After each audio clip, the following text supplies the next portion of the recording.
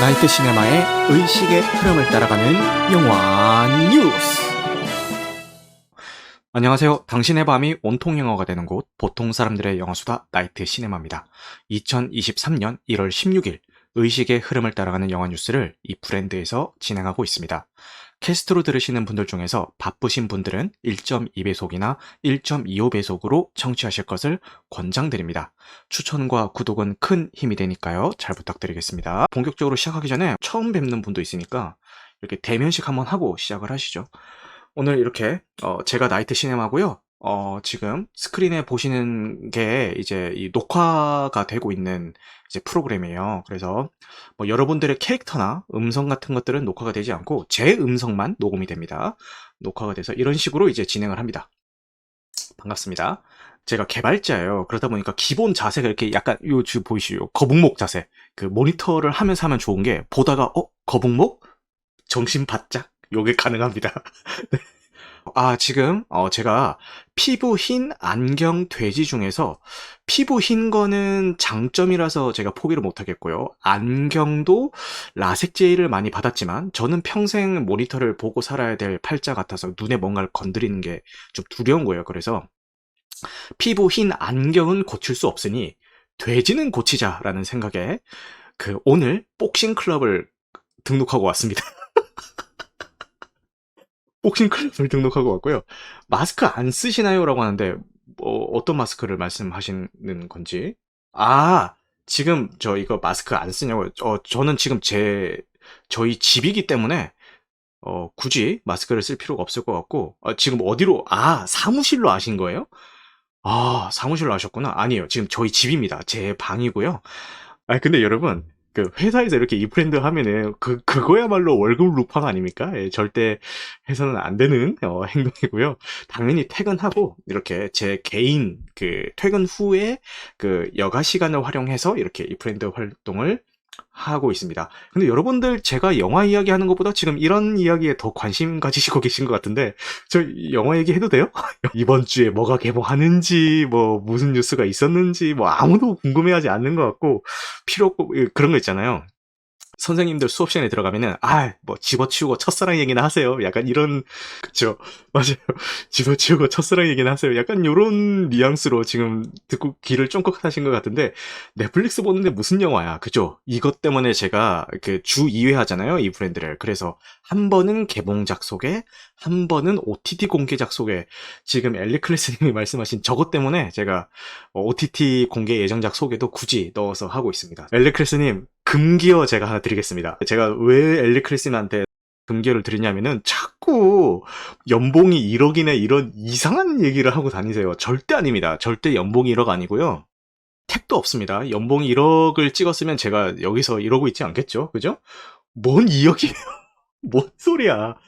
지금 무슨 보도자료 같은 거 보고 이렇게 말씀하시는 것 같은데, 보도자료에 나와 있는 건 여러분 평균의 함정에 빠지신 겁니다. 임원들 봉급까지 다 합쳤기 때문에 그렇게 나오는 거고요. 절대 그렇지 않습니다. 뭔 또 3억이야. 진짜 미쳐버리겠다. 절대 아닙니다. 그리고 제가 늘 얘기하는데 제 연봉은요 여러분 중요하지 않습니다.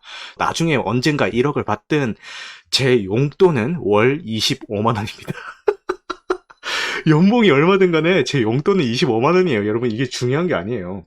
용돈 25만 원, 대학생인가요? 여러분, 지금 영화 얘기 들어온 거 맞죠? 영화 이야기 들으러 오신 거 맞죠, 여러분? 지금, 용돈 25만 원에 뭐가 포함이 돼 있냐라고 하시는데, 이게 제가 히스토리를 먼저 말씀드릴게요. 히스토리를 말씀드리면 시작은 30만 원이었습니다. 저희 신혼 때 시작은 30만 원이었고, 그런데 와이프가 퇴직을 합니다. 본의 아니게. 와이프가 다니던 회사가 망하면서 와이프가 이제 퇴직이 돼서 외벌이가 됐고요.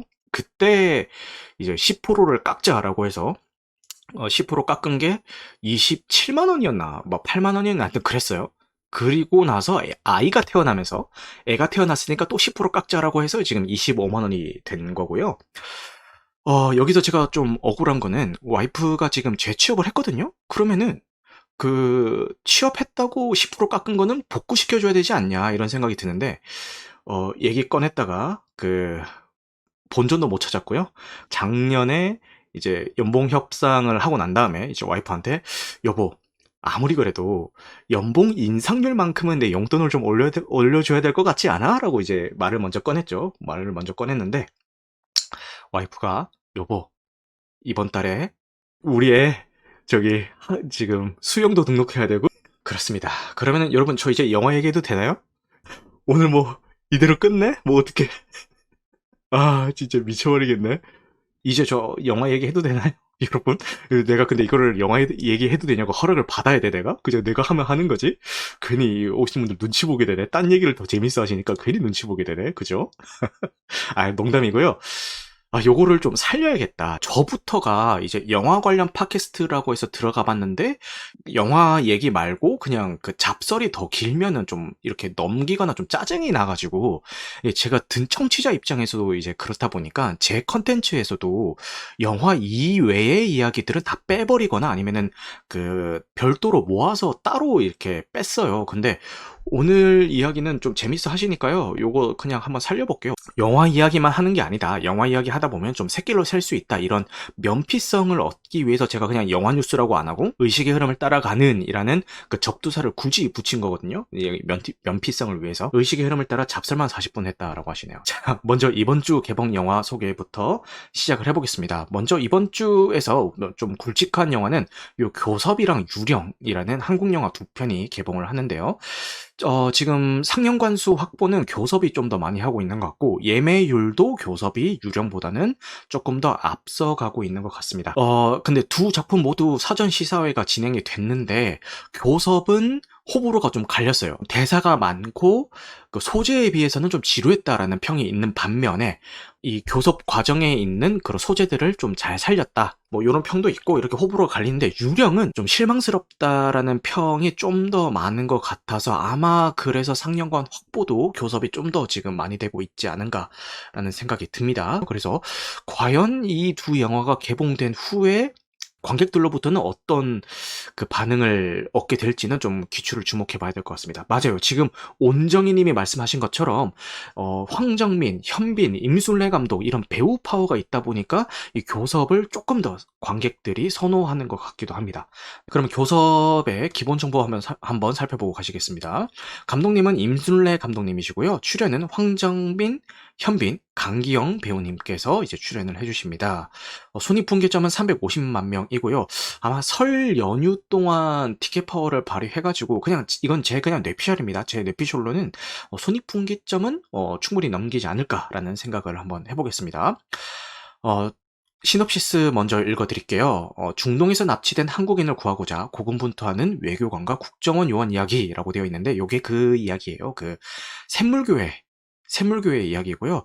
전 국민적인 그 지탄을 받았죠. 굳이 가지 말라는데 그 전도 그 포교 활동하겠다고 가가지고 거기 피랍돼가지고 이제 그 공권력이랑 국고를 써가면서 저 인원들을 빼와야 된다는 그것 때문에 엄청난 그 비난을 받았는데 이 영화 시사회 후기를 들어보니까 다행히 이 피랍된 그 자국민을 구하기 위한 그 외교관이라든가 국정원 요원들의 고군분투에 포커싱이 되어 있지 굳이 거기 피랍돼 있는 그 인물들에 대한 그 피랍인들에 대한 뭐 미화를 시킨다든가 아니면은 그들의 뭔가 사연을 좀 더 붙인다든가 이런 거는 좀 최대한 배제하고 어쨌든 그들을 구하러 간 우리 그 국가 공무원들은 죄가 없잖아요. 그분들은 이제 본인의 역할에 충실한 거잖아요. 그래서 그분들에 대한 이야기에 좀 더 포커싱을 강하게 잡아서 이제 연출이 됐다라고 얘기를 하면서 이제 감독님이 영리하게 머리를 쓴 것 같다라고 이야기를 하네요. 자, 그렇습니다. 그래서 CG 같은 거 없이 다 현지 촬영을 했다고 하고요.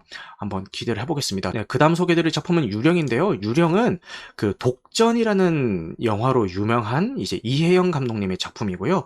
독전에서도 좀 독특한 미장센들 많이 보여줬는데, 요 유령에서도 그런 자신의 그 장기를 10분 발휘해서, 아름다운 미장센들을 보여준다고 합니다. 네, 그래요. 자, 배우들도 짱짱해요. 설경구, 이한희, 박소담, 박혜수, 서현우 배우님께서 열연을 펼쳐주십니다. 시놉시스는 1933년 경성 항일 조직의 스파이 유령으로 의심받고 외딴 호텔에 갇힌 5명의 용의자가 서로를 향한 의심과 경계를 뚫고 무사히 탈출하기 위해서 사투를 벌이는 이야기를 담은 첩보 액션 영화라고 하네요. 어쨌든 근데 시사회 반응은 약간 좀 뜨뜻미지근하긴 해요. 그 미장센이 아름답긴 한데 그게 뭐 무슨 의미인지 모르겠다. 그리고 이제 결말에 가서는 뭐야? 이게 끝이야?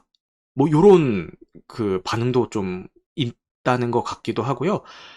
그리고 그 배우 이슈가 좀 있죠. 학교 폭력 논란에 휩싸였던 요 김동희 배우. 요 배우 아시죠? 그 스카이캐슬에도 나왔고 그 인간 수업이라는 넷플릭스 드라마 시리즈에서 나왔던 요 김동희 배우가 그 학폭 논란이 있었는데 그 이게 좀 깔끔하게 마무리가 안 됐어요. 좀 약간 흐지부지 사과하고 좀 잠적한 케이스? 그래서 요런 배우 이슈도 있다 보니까 약간은 좀 걱정이 되긴 하지만 제가 그 박소담 배우의 열렬한 팬이기 때문에 박소담 배우가 출연한다고 하면은 어떤 작품이든지 다 좀 이렇게 찾아보거든요. 그래서 어쨌든 유령도 저는 한번 보게 될 것 같다라는 말씀을 드리겠습니다. 자, 그리고 라일라일 크로커다일이라는 뮤지컬 영화가 개봉을 하는데요.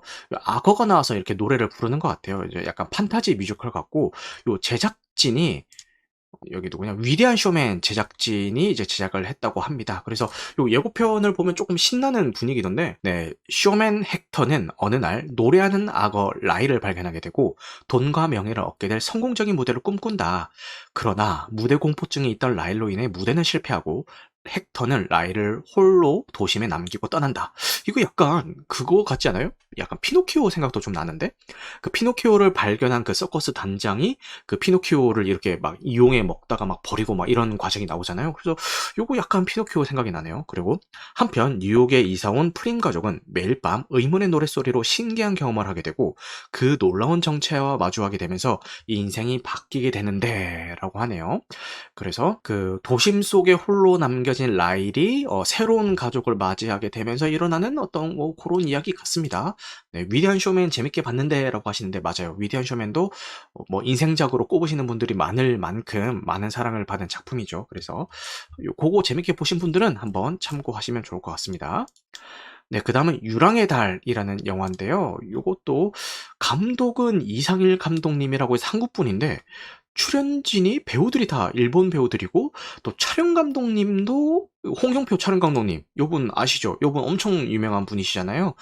태극기 휘날리며 뭐 마더 그리고 설국열차, 곡성, 국가대표 2, 버닝, 기생충, 다만악에서 구하소서 등등 뭐 브로커 뭐 이런 뭐 굵직굵직한 작품은 다 하신 그 촬영 감독님이 이제 감독을 맡으셨고 이거 보면은 배우들만 일본 분이고요. 제작사가 일본이구나. 일본에서 제작한 한국 감독님과 일본 배우와 한국 촬영 감독님을 쓴 되게 독특한 작품이네요. 그죠? 근데 그 제 경험상 그 지난 브로커도 그렇고 이렇게 그 감독이랑 배우들의 국적이 달라버리면은 이게 뭔가 좀 약간 작품이 좀 아쉽더라고요. 그래서 요 작품도 약간은 걱정이 되기는 해요. 그죠? 그렇습니다. 근데 이게 왓챠에서 수입과 배급을 다 맡고 있기 때문에 뭐 OTT 플랫폼 중에서는 왓챠에서 제일 먼저 공개되지 않을까 싶네요. 그렇습니다. 시놉시스를 보면은 비 내리는 저녁 공원 19살 대학생 후미는 비를 쫄딱 맞고 있는 13살 소녀 사라사에게 우산을 내민다. 그러니까 대학생이 10살 소녀에게 이제 비 맞고 있으니까 우산을 내미게 되는 상황인 거고 사라사가 집에 가고 싶어 하지 않는 것을 눈치챈 후미는 그녀를 자신의 집에 머물게 하고 사라사는 그곳에서 2달을 평화롭게 보낸다. 이거 약간 좀 위험하죠, 시놉시스가. 10살짜리 여자애를, 길거리에서 발견한 10살짜리 여자애를 대학생이 자기 집으로 들여서 2달 동안 같이 생활을 한다? 이거 시놉시스만 보면 약간 위험한데? 두 사람은 서로의 손을 잡았고, 마침내 이 세상에 있을 곳을 찾은 듯 하지만, 얼마 후, 후미가 납치 혐의로 체포된다. 당연히 그럴 수밖에 없겠죠. 대학생이 초등학생을 2달 동안 자기 집에 데리고 있었으면은. 그리고 15년 뒤, 15년이면은 이제 이 대학생도 이제 나이가 먹었겠고요. 초등학생도 성인이 된 시점이겠죠. 그리고 15년 뒤 외로운 두 사람은 다시 만나지만 소아성의 범죄의 피해자와 가해자라는 낙인은 여전하다. 야, 이 컨셉이 되게 독특하다. 그죠? 이게 약간 논란이 있을 수밖에 없는 소재인 것 같은데 이거를 어떻게 풀어냈을지 되게 궁금하네요. 그래요. 요것도 한번 관심을 가져보도록 하겠습니다. 자, 그 다음에 겨울 이야기라는 작품이 개봉을 하는데요. 신상욱 감독님의 미공개 유작이라고 합니다. 근데 이 신상욱 감독님이 어떤 분이신가 해서 찾아보니까 되게 좀 독특한 일이 있으셨던 분이셨어요. 북한으로 납치된 이력이 있는 분이십니다. 그러니까 이게 납북 과정을 보니까 최은희라는 여배우가 계셨는데 이 두 분이 신상욱 감독님과 이제 혼인 관계였다가 이혼을 하게 됐는데 이 최은희라는 이 여배우가 먼저 북한으로 납치가 됩니다. 납치가 되고 그 납치가 됐다는 소식을 듣고 이 수소문을 하던 신상욱 감독님도 덩달아서 북한으로 납치가 되게 돼서 이 납치가 된 목적은 뭔가 이 여배우가 먼저 납치됐다라고 하니까 뭔가 좀 불순한 의도를 가지고 납치가 됐나라는 생각을 가질 수가 있는데 실제로 납치가 돼서는 뭐 그런 뭐 불순한 일은 없었다고 하고 그 당시에 그 북한 지도자께서 북한 수령이 그 영화 산업에 굉장히 관심이 많았다고 해요. 그래서 이 최은희 배우와 신상욱 감독 이 두 분을 이용을 해가지고 뭔가 북한 영화 산업에 좀 도움을 받고자 이렇게 납치를 했다라고 하는데 그죠? 되게 좀 독특한 그런 사건이 있었다고 합니다. 뭐 여기에 대한 스토리를 뭐 납북 과정, 월북 로마, 북한에서의 생활, 뭐 미국에서의 생활, 뭐 도피를 어떻게 했는지 이런 것까지 제가 여기서 다 말씀드리긴 좀 그렇고 궁금하신 분들은 요 나무위키에 자세하게 나와 있으니까요. 최은희 신상옥 납치 사건 이렇게 검색을 해보시면 될 것 같습니다. 뭐 여러 방송 매체에서도 다룬 소재라고 하네요. 옛날에 굵직굵직한 한국 영화들을 고전 한국 영화들을 많이 촬영하신 분이라고 하는데 이분이 이제 투병하시다가 세상을 떠나신 걸로 알고 있고 어쨌든 이분의 유작이라고 합니다. 내용은요. 고령화가 급격히 진행되는 지금 노인의 삶은 벼랑으로 내몰리고 있다. 아내가 죽었다는 충격에 치매에 걸린 노인과 그런 노인을 돌보는 며느리. 서로가 고통스러운 순간 그때를 버티게 해주는 것은 오직 가족뿐이다 라는 시놉시스를 가지고 있습니다. 네, 이렇게 이번 주 개봉 예정작 소개는 여기까지 하고요. 이제 영화 뉴스에 대해서 설명을 드리겠습니다. 더 라스트 오브 어스의 유저 평가들이 달리기 시작했는데 대체로 호평이고 너무 잘 만들었다는 평가입니다. 지금 HBO를 통해서 1화가 스트리밍이 됐고요. 매주 한 회씩 공개되는 그런 방식으로 스트리밍 서비스가 되고 있는 것 같은데 HBO 맥스 스트리밍작이기 때문에 국내에서는 웨이브를 통해서 서비스가 될 예정이긴 한데 웨이브는 언제부터 이 라스트 오브 어스를 스트리밍 서비스 하겠다라고 명확하게 입장 발표를 하고 있지는 않은 상황이고요. 옛날에 설레를 보면은 피스메이커 같은 경우도 HBO 맥스를 통해서 이미 뭐 시즌 1이 다 끝나고 나서도 한참 있다가 웨이브에서 서비스를 시작을 했잖아요. 아마 이 라스트 오브 어스도 비슷한 설레를 따르지 않을까라는 요런 그냥 뇌피셜을 한번 돌려봅니다. 원작인 게임도 굉장히 유명했고 요 드라마도 왕자의 게임을 넘어서는 제작비를 투입을 하면서 평론가나 언론이나 관객들에게 모두 좋은 평가를 받고 있는 것만큼 국내 웨이브 서비스도 하루빨리 되기를 희망을 해보겠습니다. 맞아요. 방기남님이 웨이브 진짜 너무 늦게 가져와요. 그 HBO 맥스 컨텐츠를 공식적인 루트로 볼 수 있는 거는 웨이브밖에 없다 보니까 좀 울며 겨자 먹기로 보는 것밖에 없는데 게다가 화질도 지금 다 FHD 화질로 가져오죠. 지금 그 HBO 맥스에서는 더 고화질로 서비스가 되고 있는데 이제 웨이브로 들어올 때는 이제 FHD 고정으로 해가지고 서비스가 되다 보니까 그런 것들이 조금 아쉽기는 합니다. 넷플릭스에서 제작한 길복순이라는 영화가요. 그 베를린 국제영화제에 공식 초청이 됐다고 합니다. 변성현 감독님 작품이고요. 이 변성현 감독님이 어떤 분이시냐라고 하면은 네, 나의 PS 파트너 불안당 나쁜 놈들의 세상 킹메이커를 제작한 감독님이십니다. 근데 이 불안당 제작을 했을 때 본인 트위터에다가 뭐 되게 좀 이상한 발언들을 많이 했어요. 되게 불순한 발언들을 많이 해가지고 좀 논란이 있는 감독님이긴 했는데 그 불안당원이라는 그 팬덤까지 생길 정도로 영화 자체는 극장 상영에는 실패를 했지만 VOD 서비스를 시작하면서 엄청난 반향을 불어일으켰고요. 킹메이커도 흥행에는 실패했지만 이 킹메이커 정말 잘 만든 작품이죠. 그 2022년 초반에 개봉했던 작품들 중에서는 굉장히 호평을 받은 작품이긴 합니다. 하지만 좀 뭐 코로나 팬데믹 현상이랑 좀 겹치면서 좀 안타깝게도 흥행에는 실패를 했죠. 근데 저 역시도 이 킹메이커를 굉장히 좀 이 당시에 되게 재밌게 봤던 손에 꼽히는 한국 영화로 그 꼽을 정도로 너무 재밌게 봐가지고 어쨌든 좀 기대되는 감독님이시긴 합니다. 요 분이 감독을 하셨고 배우는 전도연, 설경구, 이솜, 구교환 배우님이 이제 연기를 해주십니다. 청부살인업계의 전설적인 킬러 길복순이 회사와 재계약 직전 죽거나 또는 죽이거나 피할 수 없는 대결에 휘말리게 되는 이야기를 그린 액션 영화라고 하고요. 이 길복순 역할을 전도연 배우님이 맡아주셨습니다. 근데 이거 하려면은 지금 요 시놉시스만 읽어봐도 뭔가 엄청난 액션을 소화를 했어야 될 것 같은데, 전도연 배우님이 어떻게 소화를 하셨을지 한번 기대를 가져보도록 하겠습니다.